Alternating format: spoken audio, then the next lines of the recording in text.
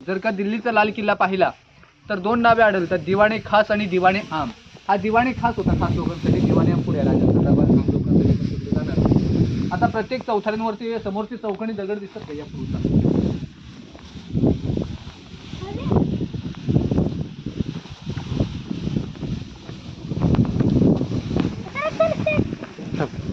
पागल. अरे पागल नाही तुला थोडं. पप्पा तुम्ही किती वर्ष पहिले आलता? झाली 7-8 वर्ष. तुम्ही किती वर्षाचा होता?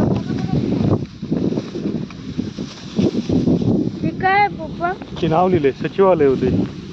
बघा सर, प्रत्येक चौथऱ्यांवरती म्हणजे काही चौकणी दगड आहेत, त्याच्यावरती पूर्वी लाकडी खांब होते, मग त्याच्यावरती छत होता. राजवाडा 2 मजले उंच, सागवणी लाकडाखाली पैठणी कापडामध्ये मशालीच्या उजेडात ते 350-400 वर्षापूर्वीचं वैभव कसं दिसत असेल ते फक्त आता आपण कल्पना करू. हे काय?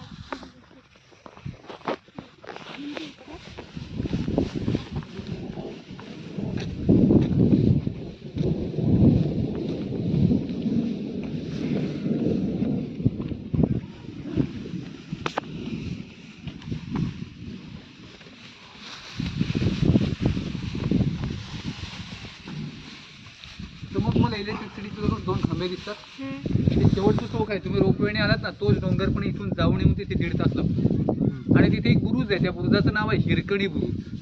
म्हणजे त्या दिवशी कोजागिरी पौर्णिमा होती. महाराजांनी खालून दूध वरती मागितलं होतं. गावातल्या सर्व महिला दूध विकण्यासाठी रायगडावरती आल्या होत्या. हिरा गवलने गडावरती दूध घेऊन आली होती. पण हिराला दूध विकता विकता उशीर झाला, नगारे वाजले, गडाचे दरवाजे बंद झाले. मग ती हिरा त्या टेकडीवरती गेली, तिथून ती खाली उतरली. ती जेव्हा महाराजांना बातमी समजली, महाराजांना आनंद झाला. महाराजांनी तिला साडी चोली बक्षीस दिली, खाना नारळाने ओटी भरली. नंतर महाराज म्हटले की तिथून एक बाई गेली, मी तिथून शत्रू सहज वरती येऊ शकतो.